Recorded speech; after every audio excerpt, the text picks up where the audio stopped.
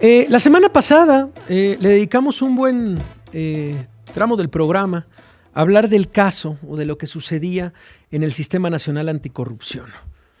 Justo el jueves pasado, el periodista Arturo Ángel daba a conocer en milenio.com que la Secretaría Ejecutiva o la Secretaría Anticorrupción y Buen Gobierno había separado a Roberto Moreno Herrera como titular de la Secretaría Ejecutiva del Sistema Nacional Anticorrupción por varios actos de corrupción cometidos por el funcionario, como tener proyectos inconclusos, viajes innecesarios, contratos a cuates, pagos no autorizados, una lista de agravios. De acuerdo con esta información difundida por el periodista, Moreno Herrera hizo caso omiso a las observaciones que le realizó la Auditoría Superior de la Federación en 2022 respecto a la plataforma digital nacional, que no estaba en funcionamiento en ese momento. Insisto, una serie de agravios acumulados. Tuvimos la oportunidad de hablar con Roberto Moreno Herrera en estos micrófonos unos minutos y después nos quedamos en la cabina, le hablamos fuera del aire y desmentía en estos micrófonos también que había sido despedido. Él decía que todavía estaba en el cargo, esto el jueves pasado. Así nos lo confirmaba Roberto Moreno hace algunos días. Vamos a escucharlo. Justamente lo que dice ella es que da en nombre del comité coordinador, ¿no? Entonces, pues, o sea, no puede tener esa facultad, aunque sea presidenta del Sistema Nacional Anticorrupción, también es presidenta de un colegiado, y esa decisión pues la debe de tomar el colegiado, ¿no? Negaba los puntos que conformaban y que había expuesto el propio Arturo Ángel con fuentes desde este Sistema Nacional Anticorrupción.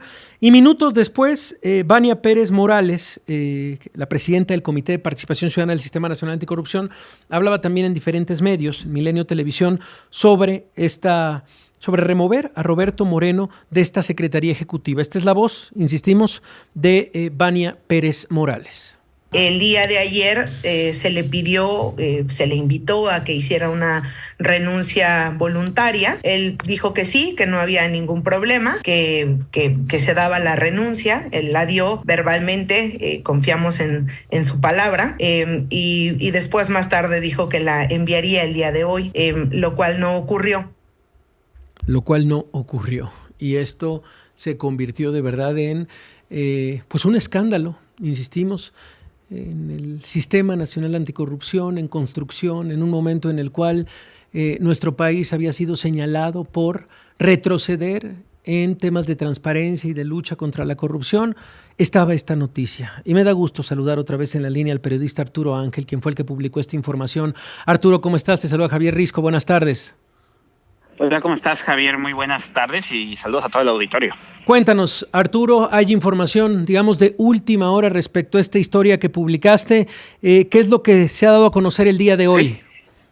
Pues mira, Javier, estaba programada a partir del contexto que ya diste muy completo, ¿no? El funcionario Roberto no quiso enviar su carta de renuncia, pero dado que había un contexto o un consenso para su salida, Javier, el día de hoy estaba programada la sesión del órgano de gobierno del Sistema Nacional Anticorrupción, que lo conforman la Fiscalía Anticorrupción, la Auditoría Superior de la Federación, la Secretaría de Buen Gobierno, que antes era la Función Pública, el Tribunal de Justicia Administrativa, en fin, todos los órganos que tienen que ver con el combate a la corrupción en México, y se programó una sesión extraordinaria, pues, para votar la salida de este funcionario, Javier, dado su resistencia a haber presentado su renuncia. Sin embargo, pues finalmente, antes de la votación, el propio Roberto, te puedo confirmar, Javier, que presentó el escrito de su renuncia con fecha efectiva a partir del 28 de febrero, y ya no será más el secretario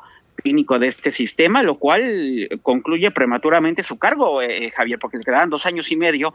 Sin embargo, ante el conocimiento de la decisión pues, ya tomada, y que solo iba a ser oficializada el día de hoy, de que tenía que dejar el cargo, por una razón muy importante, Javier, hay irregularidades en su gestión, aunque él insiste en que no, las hay. Las observaciones de la auditoría no están resueltas, aunque él insistía incluso con algunos tweets la semana pasada de que se cerraron los procesos de seguimiento. Bueno, se cerró el proceso de la auditoría, pero las irregularidades o las observaciones quedaron sin resolver, Javier, y entonces va a haber un proceso de investigación al respecto, pero pues mientras tanto no puede seguir en el cargo de este señor, además de en un área que te imaginarás, ¿no? O sea, estamos hablando de la que debería ser el modelo del combate y coordinación para el combate de la corrupción en el país, y pues esta situación no puede permitirse, ¿no? Entonces, sí, él presenta su renuncia, Javier, seguramente en un rato saldrá un comunicado, pero ya lo confirmamos por varias fuentes que participaron en la sesión, y con eso se confirma su salida, ¿no? Bueno, se confirma su salida, presenta su renuncia entonces desde la Secretaría Ejecutiva del Sistema Nacional Anticorrupción, Roberto Moreno. Y dos reflexiones, me parece, puntuales, Arturo, alrededor de este caso. Uno, las maneras desde, digamos, este órgano de gobierno del Sistema Nacional Anticorrupción, presidido por Vania Pérez, este Comité de Participación Ciudadana del Sistema Nacional Anticorrupción, pues parecería de no hacer las cosas bien. Si hay señalamientos directos en contra de un secretario ejecutivo, de un funcionario de alto nivel, pues tendríamos que saber si existen, digamos, los procesos legales formales para su remoción. Más allá de que ella vaya y se presente, pues oigan, particularmente, digo, tiene que ocurrir, por supuesto, en todas las áreas públicas, pero en el Sistema Nacional Anticorrupción, pues debería de ser, vaya, quien ponga el ejemplo de cómo hacer las cosas si un funcionario está acusado de corrupción. Totalmente, Javier. Y mira, desafortunadamente es una vieja historia de muchos años en México. Esto de renunciar a la gente, los renuncian, ¿no? Hay irregularidades y se les pide que ellos sean los que presentan esta separación. Te pongo un ejemplo, hace unos años, hace 2 o 3 años, fiscales de la Fiscalía General de la República, Javier, que estaban a cargo de la investigación de algunos de los casos más relevantes de corrupción, como el Cabeza de Vaca, de pronto ya no estaban, ¿no?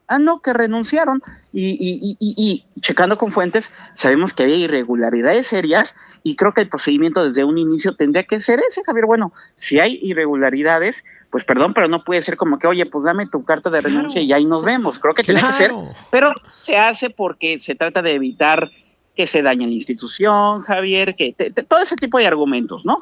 Pero me parece que nos lleva a este tipo de situaciones donde en algún momento algún funcionario va a decir, no, pues entonces yo no, aunque en realidad pues luego ya sabía él que sí existía estos señalamientos, y pues opta por hacer lo que dijo que no iba a hacer, Javier, ¿no? O sea, renuncia antes de que lo vote. Yo, en todo caso, debían haberlo igual sesionado, no sé, pues, ¿no? Pero, en fin, saber, creo que la cosa no debería quedar ahí, ¿no? Exacto, y saber, yo creo que, digo, esto último, si va a haber un seguimiento legal, ok, presentó su renuncia, pero las acusaciones directamente, las irregularidades, siguen un camino. Estaremos tratando de hablar con la propia presidenta del Comité de Participación Ciudadana del Sistema Nacional Anticorrupción, con Vania Pérez, para saber esto, saber si este señalamiento directamente pues tiene todavía un caso legal y qué va a pasar, insistimos. Tiene que haber en todos los espacios y en todos los trabajos públicos, bueno, pues la transparencia de la renuncia, la transparencia de los señalamientos, pero más en algo como el Sistema Nacional Anticorrupción. Entonces, bueno, nos confirmas, Arturo, lo que publicaste la semana pasada en Milenio, tarda un poco más, pero por lo menos el día de hoy ya se presenta la renuncia del secretario ejecutivo del Sistema Nacional Anticorrupción. Sí, y que se le dé la oportunidad también al propio Roberto, ¿no? En una investigación de, pues, si él dice que no hay irregularidades, pues presentar la información y que en todo caso haya una determinación. ¿Estarás de acuerdo conmigo, no, Javier? O sea, se investiga y se resuelve, pero si las cosas quedan así, pues entonces todo queda en el mundo de la especulación. Oye, y no quiero desaprovechar la oportunidad de platicar contigo en otro orden de ideas. Es correspondiente a una de las notas que también ha llamado más la atención a nivel nacional en los últimos días. Hoy el fiscal general de la República, Alejandro Gertz Manero, dijo que México ya había solicitado a Estados Unidos la extradición de Ismael El Mayo Zambada luego de que fuera secuestrado en julio pasado. Además, y esto es en donde me quiero detener, afirmó que no ha habido una audiencia de fondo en Estados Unidos, que no se conocen con precisión cuáles son las acusaciones. Vamos a escuchar lo que dijo el fiscal general. Estos hechos ocurrieron en julio del año pasado, ya vamos para un año, y de acuerdo con la estructura jurídica norteamericana, todavía no tenemos la primera audiencia de fondo. Eso es francamente preocupante. Yo creo que ahí es donde, porque en esa audiencia de fondo es donde vamos a conocer con toda precisión cuáles son las acusaciones y cuáles son las defensas. ¿Todavía de verdad no sabemos cuáles son las acusaciones? Arturo, sé que también desde tu corresponsalía en Estados Unidos has dado seguimiento al caso. ¿Es cierto esto que dice el fiscal? Eso me pareció la verdad muy raro este comentario del fiscal general, porque bueno, él es un y especialista en esto. Audiencias, en el caso de Ismael del Mayo Zambada ha habido varias, Javier, ¿no? Primero las que ocurrieron en Texas cuando lo detuvieron ahí, y luego, sobre todo, cuando lo trasladaron aquí a Nueva York, Javier, desde el año pasado documentamos y se publicamos, incluso los documentos cualquiera los puede consultar, está la acusación de 17 páginas completísima, detallada en contra de Ismael del Mayo Zambada, las graves acusaciones por fentanilo, que son las que están detonando este riesgo de que pudiera alcanzar incluso una pena de muerte, pero la acusación se conoce desde el inicio, Javier. Ha habido 3 audiencias ya del caso al respecto, y lo que hay ahorita es la preparación de lo que será el juicio, que en este desarrollo y ruta hacia el juicio, la defensa de Ismael Valle Zambada, como ocurre con todos los procesados, Javier, pudiera negociar algún acuerdo de culpabilidad para obtener algún beneficio, pero sí me llamó mucho la atención, claro, que dijera el fiscal que no ha habido audiencias, que no se conocen los casos, no, ya ha habido varias y los casos se conocen perfectamente, ¿no? Arturo Ángel, gracias de verdad por tu participación, te mando un abrazo.